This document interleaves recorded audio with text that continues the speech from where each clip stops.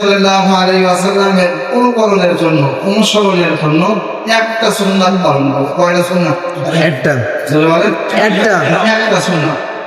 আল্লাহ রাসূল বলেছেন একটা সুন্নাতকে আগলে ধর, তাহলে আল্লাহ পাক রব্বুল আলামিন তাকে ফালাহু আজরু মিনাতুশ শাহীদ, তাকে 100 শহীদের সওয়াব দান করবে। সুবহানাল্লাহ। আল্লাহ রাসূল সাল্লাল্লাহু আলাইহি ওয়াসাল্লাম বলেছেন কুল্লু উম্মতি ইয়াদখুলুনাল জান্নাতা ইল্লা মান আবা, আমার সকল উম্মত জান্নাতে প্রবেশ করবে শুধুমাত্র যে ব্যক্তি ওই সকল ব্যক্তি ব্যতীত যারা আমাকে অস্বীকার করে। যারা কি করে? আমাকে অস্বীকার করে। কুল্লু উম্মতি ইয়াদখুলুনাল জান্নাতা ইল্লা মান আবা, প্রত্যেক উম্মত জান্নাতে প্রবেশ করবে অস্বীকারী ব্যক্তি ব্যতীত। কিলা মান আবা ইয়া রাসূলুল্লাহ, সাহাবায়ে কেরাম জিজ্ঞাসা করেছেন ইয়া রাসূলুল্লাহ, অস্বীকার করে কারা, অস্বীকারী কারা? قال النبي صلى الله عليه وسلم قيل من أبى يا رسول الله قال النبي صلى الله عليه وسلم من أطاعني دخل الجنة, যে ব্যক্তি আমার অনুসরণ করবে, আমার সুন্নাতের অনুসরণ করবে, ওই ব্যক্তি জান্নাতে প্রবেশ করবে। ওমান আসানি ফাকাদ আবা, আর যে ব্যক্তি আমার সুন্নাতের বিরোধিতা করবে ওই ব্যক্তি কোথায় যাবে? জাহান্নামে। ওমান আসানি ফাকাদ আবা, ওই ব্যক্তি হলো অস্বীকারী, ওই ব্যক্তি জাহান্নামে। এজন্য আমরা আল্লাহ পাক রব্বুল আলামিন আমাদের সবাইকে সুন্নাতগুলো পালন করার তৌফিক দান করেন। আমাদের জীবনের শুরু থেকে নিয়ে একবারে শেষ পর্যন্ত, একেবারে মৌত পর্যন্ত বহু সুন্নাত আমাদের জীবনের ভিতরে ছড়িয়ে আছে। সুন্নাতের কথা শুনলে অনেকের গায়ের ভিতরে আগুন জ্বলে। সুন্নাত আবার সুন্নাত হলো নবী সাল্লাল্লাহু আলাইহি ওয়াসাল্লামের 23 বছরের জিন্দেগি। সুন্নাত কি নবীজির 23 বছরের জিন্দেগি।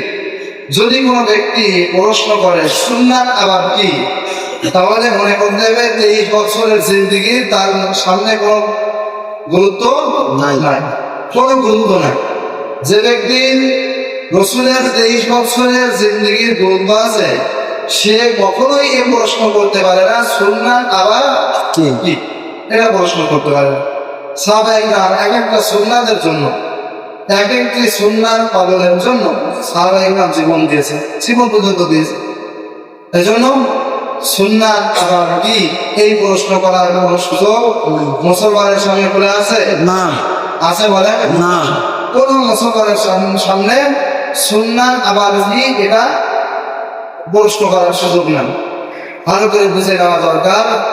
নবীজি সাল্লাল্লাহু আলাইহি ওয়াসাল্লামের একটা সুন্নাত আপনার সামনে আসছে, এই সুন্নাতটা আপনি পালন করলেন না, মানেন কিন্তু পালন করলেন না, তাহলে এটা আপনি গুনাহগার হবেন। কি হবেন? গুনাহগার হবেন।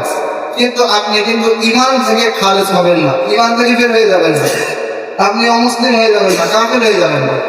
কিন্তু যদি কোনো ব্যক্তি নবীজির ছোট থেকে ছোট একটা সুন্নাত নিয়ে মস্কারা করে, ঠাট্টা বিদ্রুপ করে কিংবা অস্বীকার করে, সে কি হয়ে যাবে?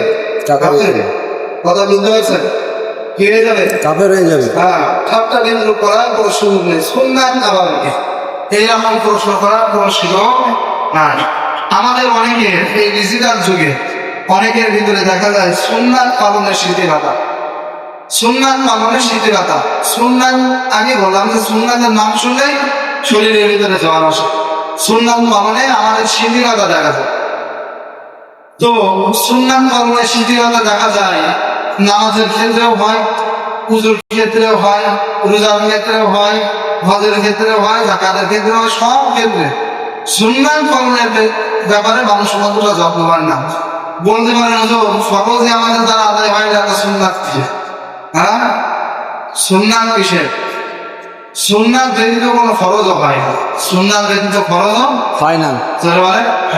সুন্নাত ব্যতীত ফরজও হয় না। পুজোর ভিতরে কয়েকটা সুন্নাত আছে না? আছে। পুজোর ভিতরে কয়েকটা ফরজ আছে না? আছে না? নেই? আছে। কয়টা ফরজ? 4টা। 4টা ফরজ। পুজোর ভিতরে ফরজ কয়টা? 4টা। সুন্নাত কত না? 3। 13-14টা সুন্নাত। কয়টা? 13-14টা মতন সুন্নাত শুধু পুজোর ভিতরে। ফরজ কয়টা? চারটা। আবার নামাজের ভিতরে অনেকগুলো কয়েকটা ফরজ আছে, নামাজের ভিতরে কয়েকটা ফরজ আছে, 6টা ফরজ আছে, কিন্তু সুন্নাত আছে অনেকগুলো সুন্নাত। অনেকগুলো কি সুন্নাত? সুন্নাত ব্যতীত ফরজ পরিপূর্ণ হয় না। হয় না। সুন্নাত ব্যতীত ফরজ কি হয় না? পরিপূর্ণ হয় না। তাহলে সুন্নাত দরকার কেন? সুন্নাত দরকার হলো আমলের পরিপূর্ণতার জন্য। সুন্নাত কিসের জন্য দরকার? আমলের পরিপূর্ণতার জন্য সুন্নাত দরকার। সুন্নাত আমলের পরিপূর্ণতার জন্য দরকার। সুন্নাত দরকার হলো আমলের ভিতরে মজা নেওয়ার জন্য দরকার। সুন্নাত দরকার হলো আমলের ভিতরে সাল করার জন্য। সুন্নাত দরকার হলো আমলটা আল্লাহ তাআলার নিকটে কবুল হওয়ার জন্য। সুন্নাত দরকার হলো আমলটা আল্লাহ রাসূল সাল্লাল্লাহু আলাইহি ওয়াসাল্লামের সুপারিশ নিয়মিত হওয়ার জন্য। সুবহানাল্লাহ। কথা বুঝতে পেরেছেন? সুন্নাত, যার সুন্নাত যত বেশি হবে, নবীজির সাথে তার ভালোবাসার সম্পর্ক, মহাব্বতের সম্পর্ক তত বেশি হবে। সুবহানাল্লাহ। যার সুন্নাত যত বেশি হবে, যে সুন্নাতের প্রতি যত বেশি যত্নবান হবে, নবীজির প্রতি তার মহাব্বত ভালোবাসা তত কি হবে?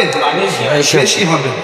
নবীজি সাল্লাল্লাহু আলাইহি ওয়াসাল্লাম ওই ব্যক্তির জন্যই সুপারিশ করবেন যে ব্যক্তি নবীজি সাল্লাল্লাহু আলাইহি ওয়াসাল্লামের সুন্নাতের প্রতি যত্নবান।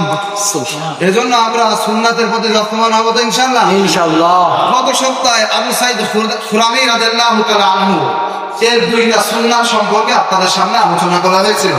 নবীজি বলেছিলেন যে আবু সাঈদ, তোমার সব কিছু ভালো, 2টা জিনিস ব্যতীত। কয়টা জিনিস ব্যতীত?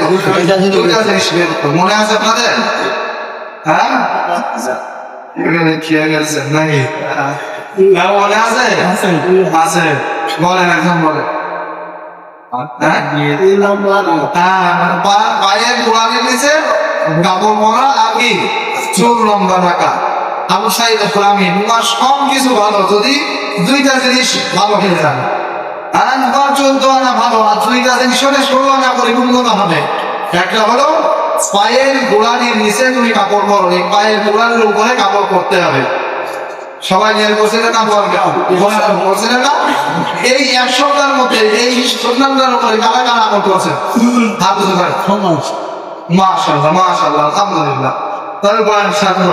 আচ্ছা, আরেকটা আমল কি?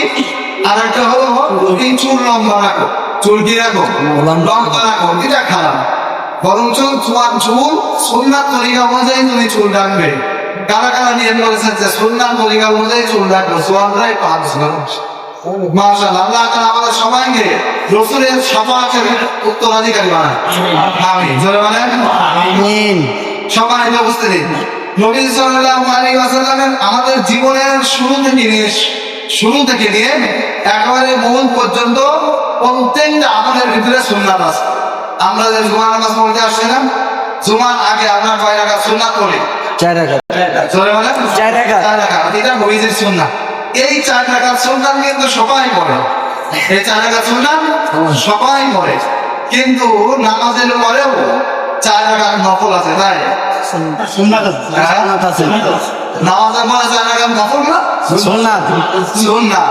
নফল যদি না পড়েন জবাবদিহিতা নেই, কিন্তু সুন্নাত যদি না পড়ে জবাবদিহিতা আছে না নেই? আছে।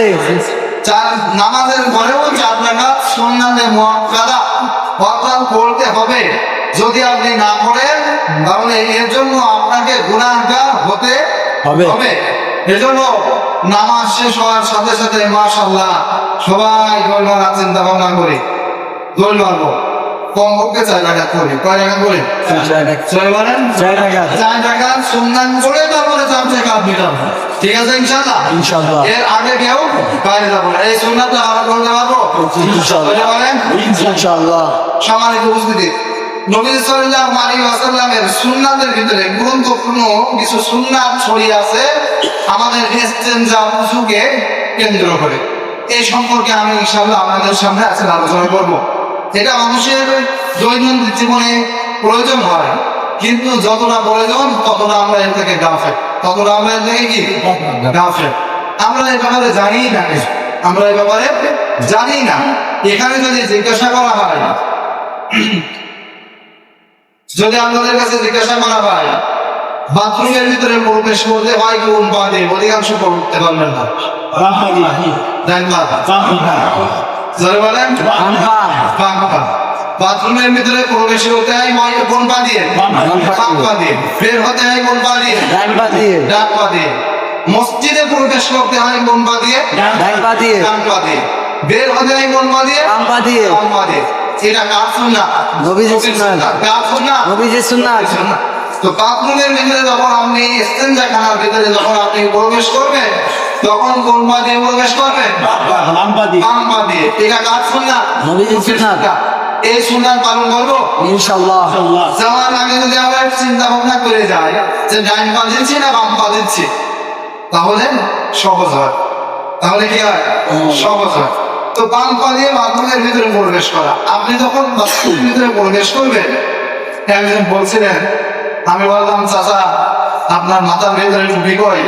তা উনি বলছিলেন কি, বাথরুমের ভেতরে পবিত্র জিনিস দিয়ে দেওয়া যায় নাকি? হ্যাঁ, বাথরুমের ভেতরে পবিত্র জিনিস দিয়ে যায় কি? ওনার কথা ঠিক আছে, ওনার মানে আবেগ এটা ঠিক আছে। তো নবী সাল্লাল্লাহু আলাইহি ওয়াসাল্লাম বলেছেন, তোমরা যখন ইস্তেঞ্জাখানায় প্রবেশ করবে, খালি গায়ে, খালি পায়ে, খালি মাথায় প্রবেশ করা নিষেধ। প্রবেশ করা কি নিষেধ।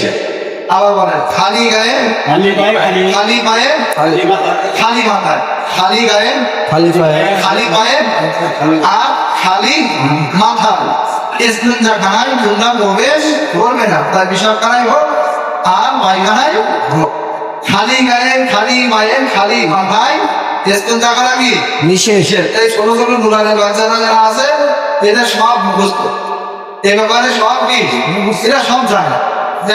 একটুখানি ঘা দিয়ে দেখবেন, এরা সব জানে, এই ব্যাপারে সব জানে। তাহলে আপনাদেরকে একটু মুখস্থ করা, খালি গায়ে, খালি পায়ে, খালি পায়ে, খালি মাথায়, খালি মাথায় নিষেধ। আপনি যখন ইস্তেঞ্জাখানায় প্রবেশ করবেন, ডান পায়ে প্রবেশ করা নিষেধ। প্রবেশ করবেন কোন পা দিয়ে? বাম পা দিয়ে। বাম পা দিয়ে। আপনি যখন প্রবেশ করবেন, তখন আপনি দোয়া বলে নেবেন, আল্লাহুম্মা ইন্নী আউযু বিকা মিনাল খুবুসি ওয়াল খাবাইস। হে আল্লাহ, খবিস জিন শয়তান থেকে, হ্যাঁ, মেয়ে জিন শয়তান, পুরুষ জিন শয়তান, তাদের থেকে আমি আপনার নিকটে আশ্রয় প্রার্থনা করি। এই দোয়া বলে আপনি কি করবেন? প্রবেশ করবেন। এগুলো করবে না, না করে বলে সুতরাং কোনো ধান রাখবে না, না করে হুজুর এবার আমি বলে দেন শুধু জিন লেগেছে, এই হয়েছে, ওই হয়েছে। হ্যাঁ, জিনের জিনটা বসবাস করে কোথায়? বাথরুমে বেশি। কোথায় বেশি? বাথরুমে বেশি। ধরে বলেন, বাথরুমে বেশি। বাথরুমে অপরিষ্কার, অপরিচ্ছন্ন যেসব জায়গা, সেসব জায়গায় জিনেরা কি করে? বসবাস করে। তা আপনি তাদের এখানে যাচ্ছেন, যাওয়ার সময় আপনি কি করবেন? আপনি যদি দোয়া করে যান, আল্লাহ রব্বুল আলামিন ওই খবিস জিন শয়তান থেকে আপনাকে হেফাজত করবে। বলবেন ইনশাআল্লাহ? ইনশাআল্লাহ। এটা আপনারা অনেকে জানেন না। এরপরে হযরত আলী রাদিয়াল্লাহু তাআলা আনহু তিনি বলেছেন, যদি আপনি ইস্তেঞ্জায় যাওয়ার সময়, বাথরুমে যাওয়ার সময় ইস্তেঞ্জার দোয়ার সাথে বিসমিল্লাহ এই শব্দ মিলাইলেন, অর্থাৎ বিসমিল্লাহি আল্লাহুম্মা ইন্নী আউযু বিকা মিনাল খুবুসি ওয়াল খাবাইস, শয়তান জিনদের মধ্যে আর আপনার লজ্জাস্থানের ভিতরে একটা পর্দা পড়ে যাবে। সুবহানাল্লাহ। সুবহানাল্লাহ। যদি কোনো ব্যক্তি ইস্তেঞ্জা করার সময় দোয়া করে ইস্তেঞ্জাখানায় প্রবেশ না করে বা সুন্নাত তরিকায় প্রবেশ না করে, শয়তান তার লজ্জাস্থান নিয়ে খেলাধুলো করতে থাকে। নাউযুবিল্লাহ। শয়তান লজ্জাস্থান নিয়ে কি করে? খেলা করে। এই জন্য দোয়া করে ইস্তেঞ্জাখানায় প্রবেশ করবো, নিয়ে যাচ্ছে ইনশাআল্লাহ। ইনশাআল্লাহ। ছোট বাচ্চা হোক আর একেবারে বৃদ্ধ মুরব্বী হোক, ছোট বাচ্চা হোক আর একেবারে বৃদ্ধ মুরব্বী হোক,